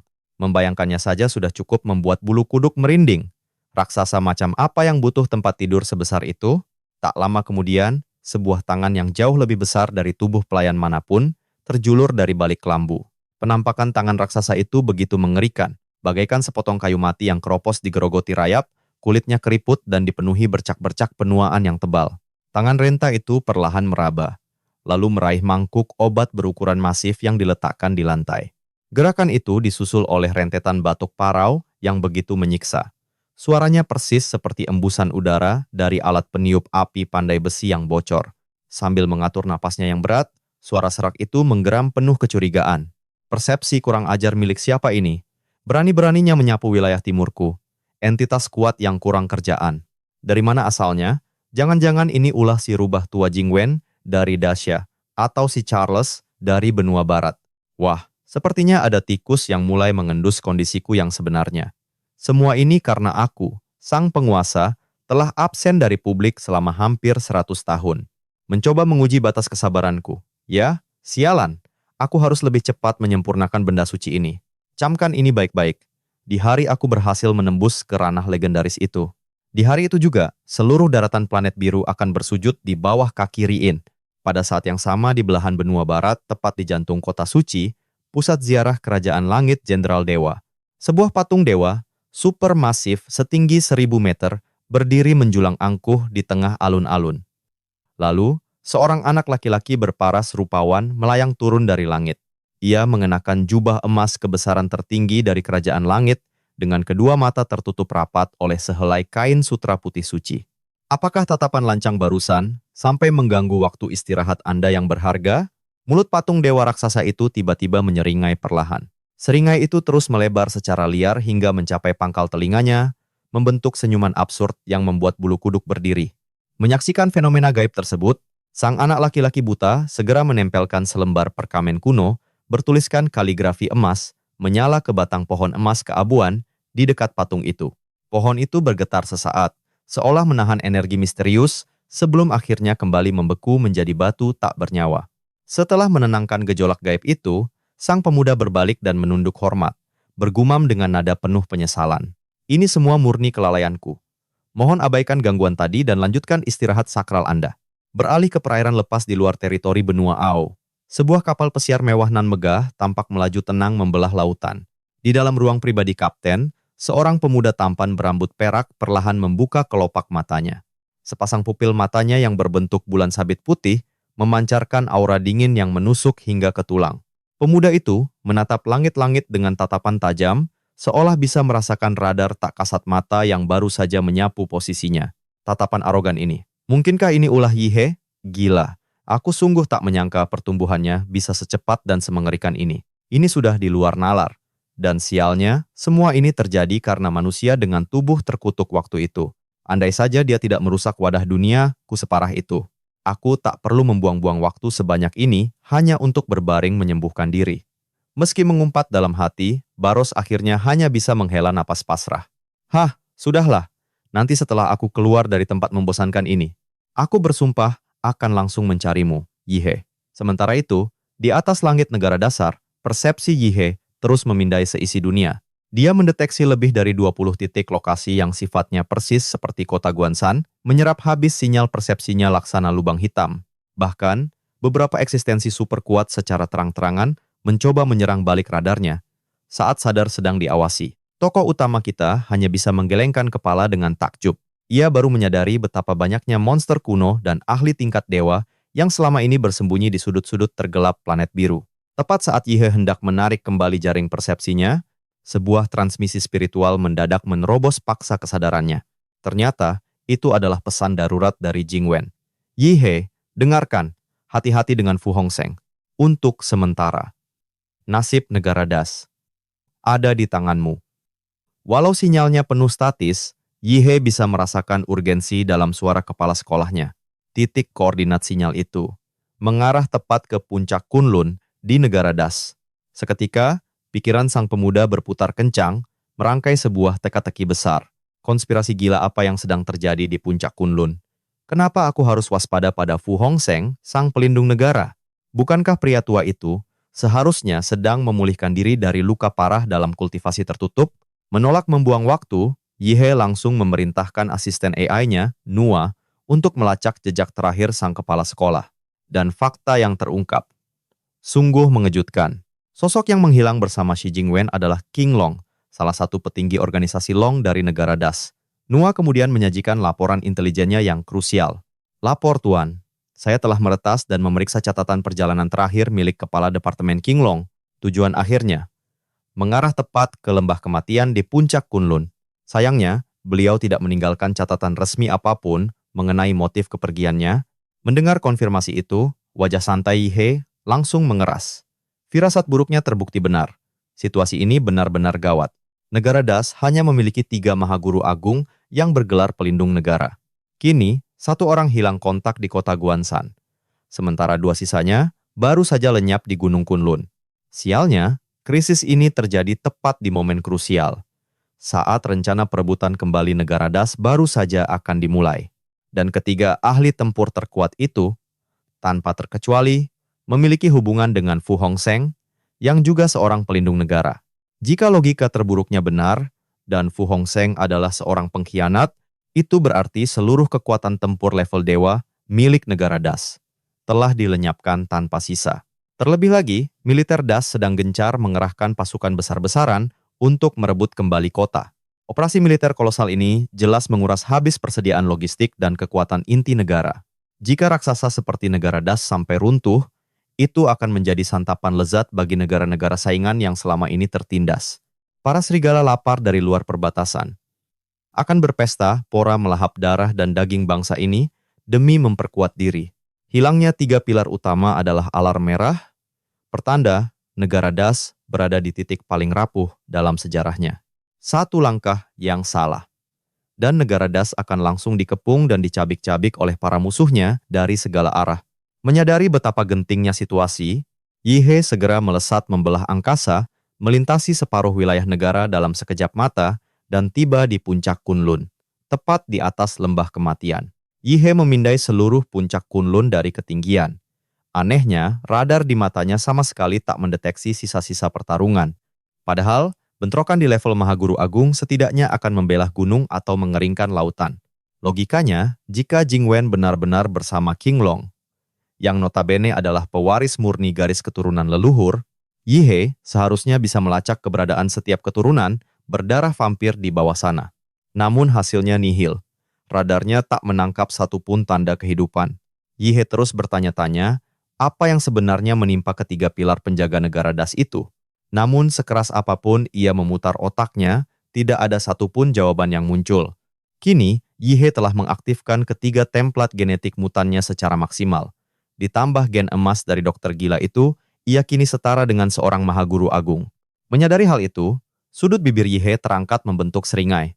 Ia bergumam dalam hati, jika negara Das tak lagi memiliki pilar penjaga, maka biarkan aku yang menjadi pilar itu. Aku yang akan menjadi eksistensi tertinggi di sini.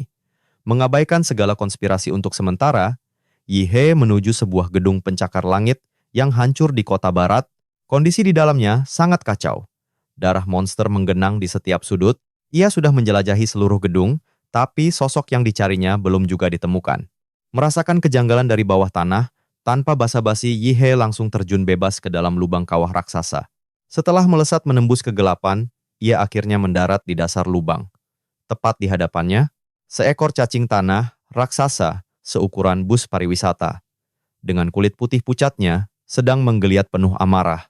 Tanpa basa-basi, Yihe segera mengeksekusi monster itu dengan tebasan yang syarat akan niat membunuh. Aura membunuhnya yang pekat bermanifestasi menjadi bilah pedang tak kasat mata yang sangat tajam. Mengikuti gerakan tangannya, pedang gaib itu langsung membelah cacing raksasa tersebut menjadi dua bagian yang simetris. Dari dalam tumpahan cairan hijau kekuningan yang berbau menyengat, sesosok manusia merangkak keluar sambil terbatuk. Menyaksikan pemandangan ganjil itu, sang protagonis kita justru berkomentar dengan santai. Pantas saja radarku tidak bisa mendeteksi keberadaanmu. Ternyata kau bersembunyi di dalam perut cacing. Sosok penuh kotoran yang baru saja ia selamatkan itu ternyata adalah Dr. Feng. Sebelum sang dokter mendekat, Yihe refleks mundur selangkah dengan ekspresi jijik. Berhenti. Jangan dekat-dekat, baumu sangat menyengat. Sebenarnya apa yang terjadi? Kau kabur dari siapa? Seketika, wajah Dr. Feng yang berlumuran lendir menjadi pucat pasi, memancarkan kengerian yang mendalam. Tuan, kumohon percayalah padaku. Aku terpaksa bersembunyi di perut cacing ini semata-mata untuk menyembunyikan jejak aura gen emas.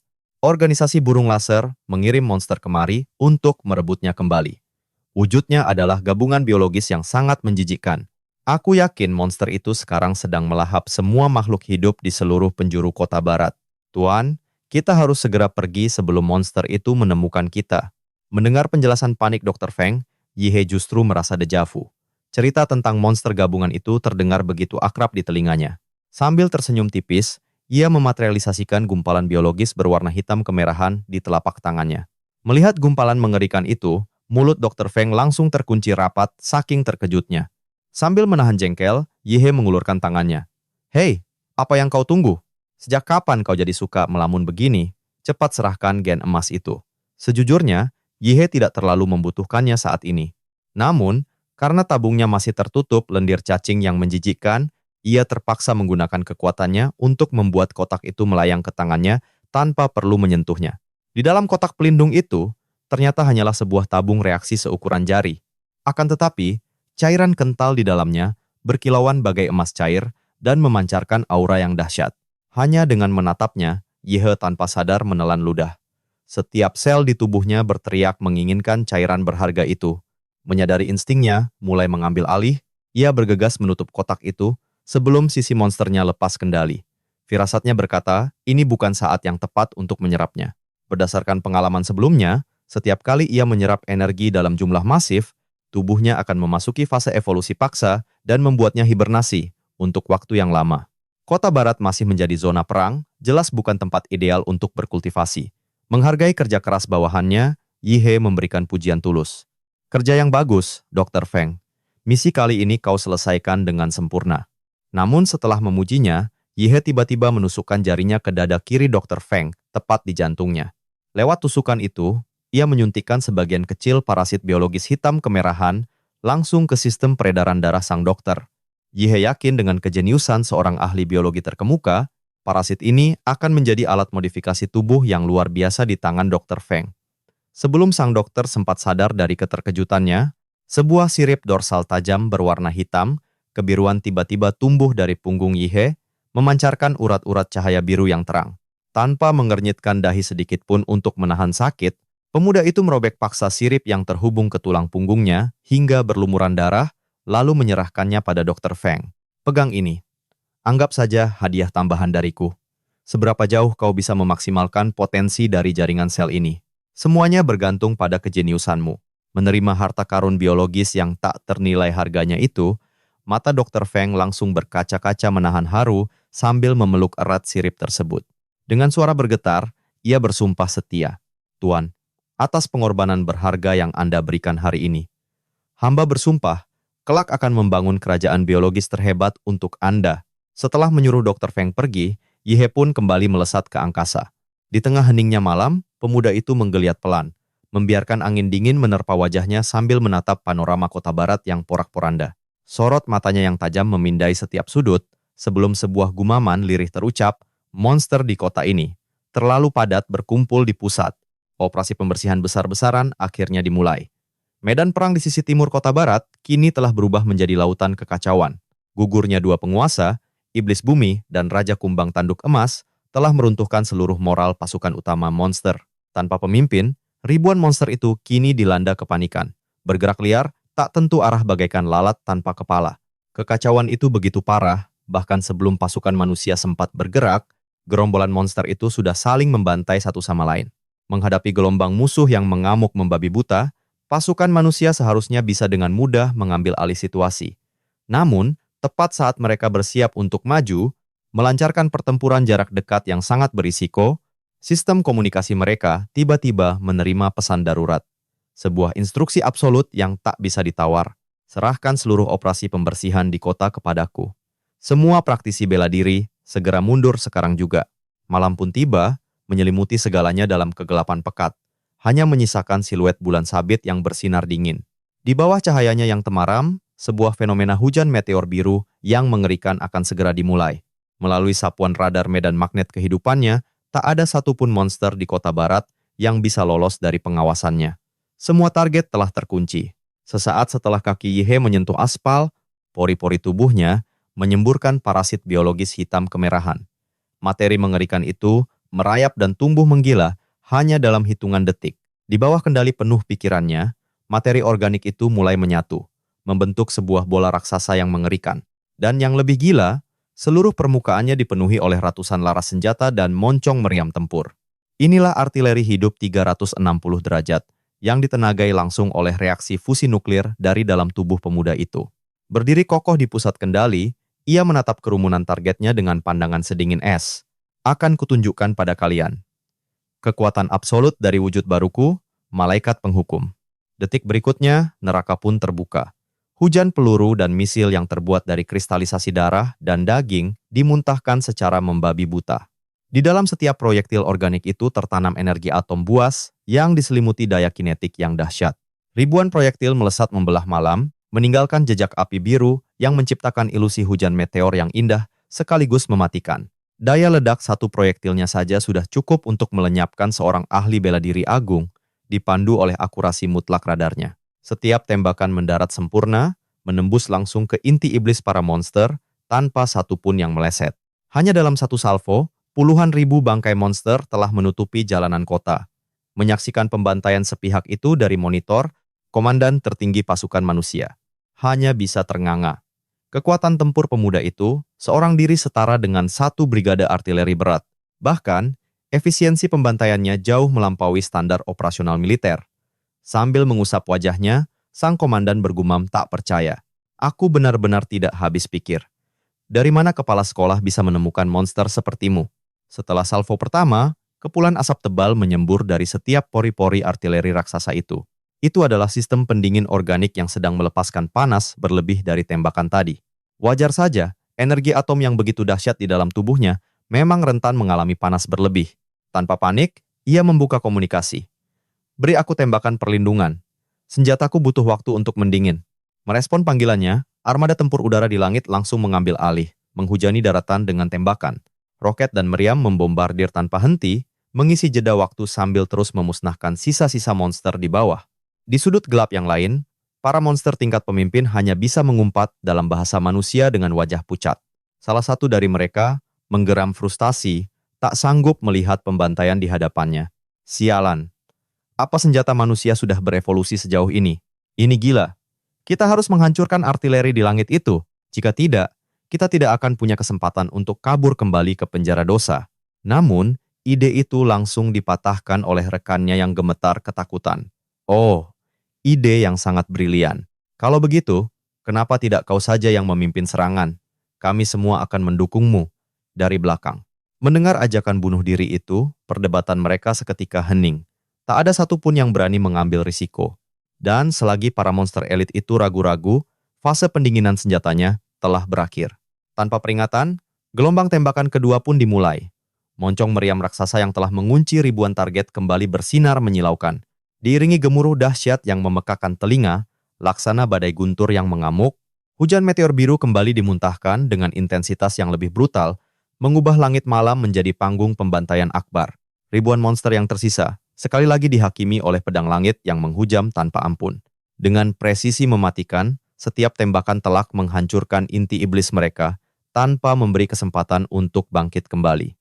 Dan yang lebih mengerikan, sarang persembunyian para monster level, pemimpin kini menjadi target selanjutnya. Meskipun mereka meringkuk jauh di dalam bunker bawah tanah, rudal penembus lapis baja ciptaan Yihei mampu menembus masuk dan meledak dengan akurasi 100%. Setelah gelombang kedua usai, jalanan kota telah berubah menjadi lautan darah dan daging, membuat mereka sadar sarang terakhirnya akan segera dimusnahkan. Sisa monster level pemimpin itu pun sadar, waktu mereka sudah hampir habis. Salah satu dari mereka mengumpulkan nyali dan menunjuk ke arah meriam raksasa, sekaranglah waktunya. Selagi benda terkutuk itu dalam masa jeda, kita harus maju dan menghancurkan intinya. Jika kita tidak menghancurkan benda itu, kita semua akan mati sia-sia di sini. Sebagian sudah melarikan diri untuk melapor bahwa markas ini telah jatuh. Tugas kita sekarang adalah mengulur waktu selama yang kita bisa. Pergerakan masif itu memicu sirene bahaya di markas komando utama manusia yang kembali meraung memekakkan telinga. Layar radar di pusat komando seketika memerah, menandakan lonjakan energi masif dari tengah kota. Terdeteksi lebih dari 20 monster level, pemimpin nekat keluar dari sarang mereka dan membentuk formasi penyerangan. Namun melihat gerombolan monster elit itu mendekat, semangat juang para praktisi bela diri di darat justru semakin berkobar. Seorang komandan regu mengangkat senjatanya, segera mengordinasikan barisan pertahanan. Situasi darurat, kita harus menjadi perisai untuk melindungi meriam itu. Jangan biarkan gerombolan monster itu mendekat. Maju, kawan-kawan. Bahkan jika harus gugur hari ini, kita wajib bertahan sampai meriam itu siap menembak lagi. Jangan harap kalian para monster sampah bisa melewati kami. Tanpa keraguan sedikit pun, para pahlawan itu meraung dan maju, membentuk benteng manusia untuk menghadang serbuan monster elit. Namun, skenario heroik itu tiba-tiba dibatalkan secara paksa. Tepat sebelum kedua kubu berbenturan, meriam raksasa ciptaan Yihei tiba-tiba bergetar hebat dan retak dari celah retakan itu. Sebilah pedang laser biru raksasa, dengan panjang ratusan meter dan ketebalan luar biasa, meledak keluar menebas udara. Tebasan vertikal dahsyat itu dalam sekejap melenyapkan monster level pemimpin di barisan terdepan, mengubah mereka menjadi debu. Saking dahsyatnya tebasan itu, baik pasukan monster maupun para praktisi bela diri seketika membeku di tempat karena syok. Dan di atas sana, sang pahlawan utama kita menatap gerombolan monster elit di bawahnya dengan senyum meremehkan. Apa ingatan kalian semua sependek itu? Apa kalian benar-benar berpikir aku hanya bisa diam dan menembak dari jauh?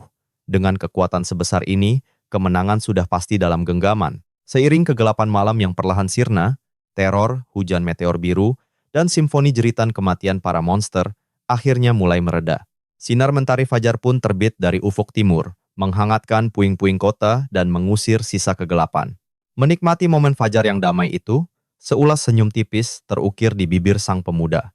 Tiba-tiba, sebuah panel virtual yang lama tak muncul berbunyi di hadapannya, menampilkan notifikasi emas yang memuaskan. Prestasi terbuka, penyelamat, Kota Barat. Anda berhak mendapatkan 1 kali undian, cetakan kekuatan.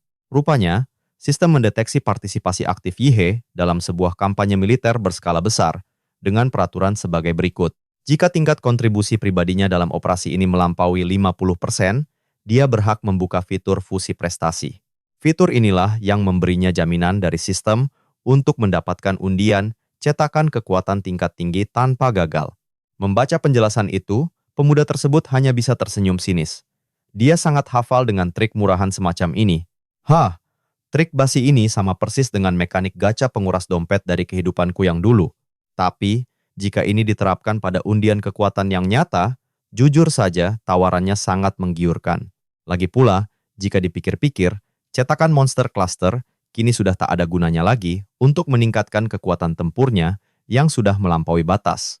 Karena itu, langkah paling cerdas adalah menahan diri untuk sementara. Rencananya simpel, tuntaskan quest perebutan kota, kumpulkan semua tiketnya, lalu lakukan 1 kali gacha besar-besaran di akhir event. Target minimumnya adalah mendapatkan cetakan monster tingkat tinggi yang levelnya setara dengan cetakan Demola. Membayangkan kekuatan baru yang menantinya, antusiasme Yihei membara. Sementara itu, berita kemenangan besar di Kota Barat menyebar ke seluruh negeri secepat kilat. Ini adalah kota ketiga yang berhasil direbut kembali dari cengkeraman monster sejak rencana besar perebutan kembali dicanangkan. Sebagai pengingat, kota pertama yang berhasil dibebaskan adalah Kota Lian. Operasi itu dieksekusi sempurna oleh pasukan pertama Long dari negara Das, disusul Kota Lan sebagai yang kedua, yang direbut berkat serangan gabungan para praktisi elit dari ibu kota sihir. Dan kini, Kota Barat menjadi yang ketiga, di bawah komando resmi Dekan Universitas Hua, Chen Tianyu. Namun, saat mendengar berita kemenangan itu dari siaran, Liu Qingzu merasakan ada sesuatu yang janggal, instingnya berteriak bahwa ada yang tidak beres. Bagaimana tidak? Fenomena pilar cahaya biru dahsyat yang merobek langit kota barat terlalu membekas untuk dilupakan begitu saja. Mahasiswa Universitas Hua lainnya mungkin tak akan pernah menghubungkan fenomena ilahi itu dengan sosok Yi He. Tapi ceritanya berbeda bagi Qingzu, yang sudah sangat mengenal pemuda itu. Dia yakin 100%. Bencana dahsyat itu pastilah perbuatan temannya. Anehnya, rilis pers resmi dari markas komando hanya menyebut dan mengkreditkan nama Mahaguru Chen Tianyu sebagai pahlawan tunggal. Eksistensi dan nama Yi He seolah lenyap dari catatan publik. Rupanya, markas komando menerapkan protokol kerahasiaan tingkat tertinggi terkait identitas pemuda itu. Seluruh personel militer dan petinggi yang terlibat dipaksa menandatangani perjanjian kerahasiaan paling ketat, memastikan identitas sang dewa penyelamat takkan pernah bocor. Saat dunia luar bersorak merayakan kemenangan, sang pahlawan sebenarnya, Yi He, justru sedang bersantai di dalam markas komando. Ia menemui komandan tertinggi operasi Kota Barat untuk membahas satu agenda penting yang menahan kepulangannya. Komandan, ada urusan penting yang membutuhkan bantuan Anda. Melihat sosok dewa yang baru saja membantai puluhan ribu monster, mengajaknya bicara dengan santai. Sang komandan tertinggi langsung berkeringat dingin. Tuan, tolong jangan panggil saya seperti itu. Dengan kekuatan Anda, seharusnya Andalah yang duduk di kursi komandan ini. Yi He tak mau berlama-lama. Baiklah, langsung ke intinya saja. Kapan sertifikat mahasiswa terbaik tingkat 1 Universitas Hua milikku akan keluar? Mendengar pertanyaan sepele dari mulut makhluk sekuat dewa, sang komandan terdiam, tak mampu berkata-kata. Ya, Tuhan. Kekuatan Anda jauh melampaui dekan kita. Kenapa Anda masih peduli dengan gelar mahasiswa terbaik tingkat 1 itu? Tidakkah Anda kasihan pada mahasiswa lain? Mereka bisa putus asa jika tahu harus bersaing dengan monster seperti Anda. Melihat ekspresi Yi He yang seketika berubah dingin, sang komandan buru-buru meralat ucapannya. Maksud saya begini. Secara prosedur, sertifikat itu butuh persetujuan langsung dari Ketua OSIS Universitas Hua. Biasanya, proses ini butuh waktu sebulan penuh. Sambil menghela napas lega, komandan itu melanjutkan solusinya. Tapi tenang, karena kasus Anda ini sangat spesial. Saya jamin tak ada mahasiswa tingkat 1 pun yang berani memprotesnya. Dan kebetulan, Ketua OSIS sedang berada di markas ini. Jadi, dia bisa memberikan sertifikat itu kepada Anda hari ini juga. Mendengar itu, Yi He mengangkat alisnya. Hah? Di mana dia sekarang? Tak lama kemudian, Daiming masuk ke ruang komando setelah menerima panggilan. Begitu matanya melihat pemuda yang membawa kiamat tadi malam, Daiming menarik napas dalam-dalam, menenangkan jantungnya, lalu menyapa dengan hormat dan penuh semangat. Senior, terima kasih banyak telah menyelamatkan kami semua. Saya mewakili guru saya, Mahaguru Chen, ingin menyampaikan rasa terima kasih yang tak terhingga. Mendapat sambutan seheboh itu, Yi He merasa canggung. Santai saja, itu sudah tugasku, tidak perlu sekaku itu. Lagi pula, dilihat dari wajahmu, kau jelas beberapa tahun lebih tua dariku. Tolong, jangan panggil aku senior. Namun prinsip teguh seorang seniman bela diri sejati tak mudah digoyahkan dalam diri Qiming. Ia membalas dengan sebuah argumen final yang tak terbantahkan. Aturan tetaplah aturan. Dalam dunia persilatan, usia hanyalah angka. Siapa yang tinjunya paling perkasa dan kekuatannya paling dewa, dialah yang layak dihormati sebagai panutan. Kekuatanmu jelas berada di atasku, maka kau adalah seniorku yang sah. Usai drama penyerahan ijazah yang sedikit canggung itu selesai, suara notifikasi sistem yang familiar kembali berdengung di benaknya. Yi He ding. Selamat kepada host, karena berhasil menyelesaikan pencapaian mahasiswa terbaik Universitas Hua. Hadiah spesial, 1 kali tiket undian cetakan kekuatan. Anehnya, menatap layar undian di hadapannya justru membuat jantung Yi He berdebar jauh lebih kencang, melebihi saat ia harus berduel melawan monster kelas penguasa semalam. Sambil menggumamkan semua mantra keberuntungan yang ia tahu, pemuda itu dengan mantap menekan tombol undian. Sudah lama sekali rasanya ia tak merasakan debaran adrenalin saat melakukan gacha seperti ini. Ayolah, sistem, jangan pelit padaku. Berikan aku cetakan keempat terkuatmu. Dalam sekejap, layar sistem di hadapannya berputar, berubah menjadi pusaran lubang hitam kosmik. Dari balik pusaran dimensi tersebut, terdengar raungan penuh amarah dari entitas-entitas purba. Puncaknya, seberkas cahaya spektrum ungu yang indah, namun memancarkan aura kematian yang pekat, meledak keluar dari layar. Teks emas sistem pun mulai menguraikan hadiah legendarisnya. cetakan bintang neraka dengan klasifikasi grade A+. Garis keturunan ini memiliki kemampuan pasif yang benar-benar gila, mampu merasakan radiasi kosmik dan menyerap energi bintang langsung dari angkasa raya, lalu memanipulasinya untuk memperkuat diri sendiri secara drastis. Ia juga punya skill aktif tarikan energi cahaya, sebuah kemampuan tingkat dewa yang dapat menarik aliran energi lawan, membelokkan serangan mereka, atau bahkan menyerapnya mentah-mentah. Tak hanya itu, cetakan ini membawa senjata biologis yang disebut napas matahari gelap. Kemampuan ini membuat pori-pori kulitnya bisa menumbuhkan tentakel gaib yang menyedot cairan tubuh dan nutrisi makhluk hidup dengan daya hisap brutal layaknya vampir. Tingkat sinkronisasi awal saat ini terkunci pada angka 1%. Membaca deretan deskripsi skill yang sangat overpower itu, Yihe akhirnya bisa menghela napas lega dengan senyum puas. Hah, syukurlah. Kali ini aku tidak dapat zonk. Ini adalah cetakan tipe keahlian khusus yang langka, bukan cetakan kelas rendah, yang kemampuannya hanya memperbesar ukuran tubuh. Lumayan, tambahan yang bagus untuk koleksiku. Sambil membayangkan combo mematikan yang baru, jagoan kita mengepalkan tangan dengan semangat yang membara. Aku benar-benar jadi penasaran. Apa kemampuan manipulasi bintang dari bintang neraka ini bisa digabungkan dengan output energi atom dahsyat dari Demola? Jika kedua kekuatan gila ini bisa menyatu dengan sempurna, potensi kehancuranku di masa depan akan melampaui akal sehat. Sumpah, aku sudah tidak sabar untuk segera grinding dan meningkatkan persentase cetakan ini untuk menguji batas maksimalnya.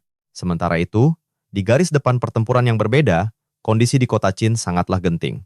Kota yang telah jatuh ke tangan monster itu kini sedang digempur habis-habisan oleh aliansi gabungan serikat praktisi bela diri terkuat negara dahsyat. Namun, setelah pertempuran brutal yang berlangsung selama 1 hari dan 1 malam penuh, aliansi perkasa itu terpaksa menelan kenyataan pahit. Mereka kehilangan ribuan praktisi dan cadangan amunisi senjata berat mereka menipis drastis. Ironisnya, dengan pengorbanan sebesar itu, kemajuan yang mereka dapatkan benar-benar menyedihkan. Mereka hanya berhasil merebut kembali 2 distrik kecil di pinggiran kota Qin yang sebelumnya dikuasai para monster. Akar masalah dari kebuntuan ini sangat simpel, namun luar biasa membuat frustrasi. Pasukan pembunuh elit yang terdiri dari para master serikat tak bisa berbuat apa-apa. Mereka gagal total melacak di mana monster kelas penguasa kota itu bersembunyi. Mimpi buruk ini berkaitan erat dengan ekosistem mengerikan yang diciptakan para monster di kota Qin. Berbeda dari kota-kota lain, populasi monster di sini didominasi secara mutlak oleh mutan spesies tikus. Memang, secara fisik tidak ada tikus yang ukurannya sebesar gedung. Tapi percayalah, gerombolan hama ini adalah mimpi buruk terburuk dalam sebuah perang terbuka. Secara masif, pasukan tikus ini membangun jaringan terowongan bawah tanah yang luar biasa rumit dan berlapis-lapis di bawah reruntuhan kota. Mereka secara sengaja memaksa pasukan manusia untuk terlibat dalam perang gerilya yang mematikan di dalam labirin bawah tanah. Awalnya, para komandan aliansi di kota Qin dengan percaya diri meniru mentah-mentah strategi sukses dari pasukan kota barat.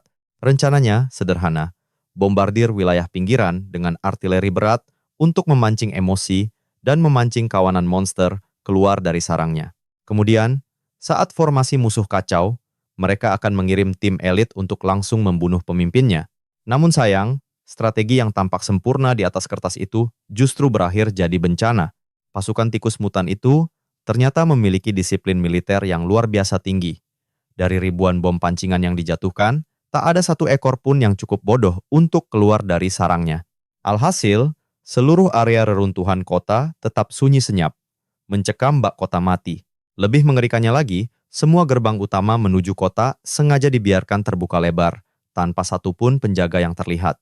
Seolah-olah, legiun tikus itu memang sedang menggelar karpet merah, mengundang pasukan manusia untuk masuk ke dalam jebakan maut mereka. Terjebak dalam kebuntuan total, para komandan aliansi terpaksa mengambil keputusan nekat, memerintahkan prajurit mereka untuk menyerbu masuk dan bertempur jarak dekat di gang-gang sempit yang mematikan. Hasilnya sudah bisa ditebak, mereka hanya berhasil merebut 2 distrik terluar dengan bayaran nyawa prajurit yang teramat sangat mahal. Yang membuat keadaan semakin runyam, sang raja tikus yang menjadi dalang semua ini begitu licik dan sama sekali tak sudi menunjukkan batang hidungnya.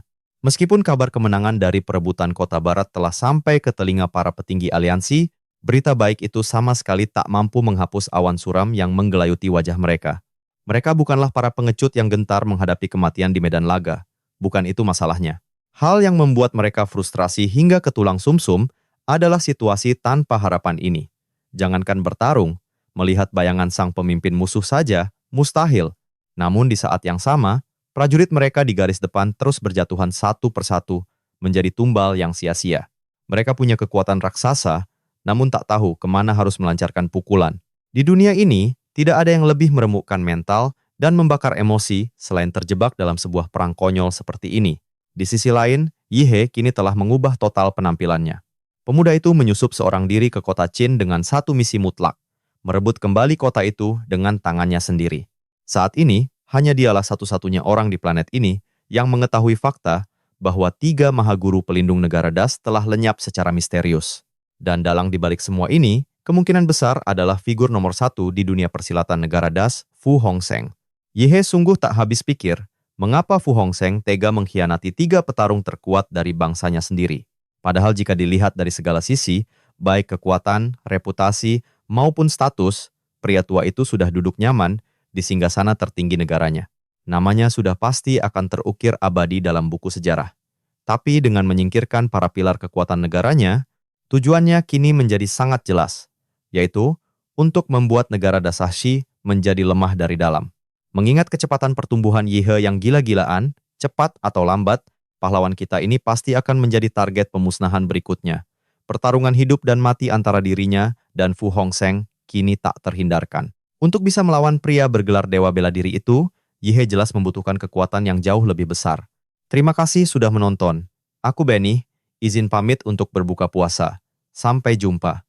Oh ya, episode 5 tayang minggu depan, ya.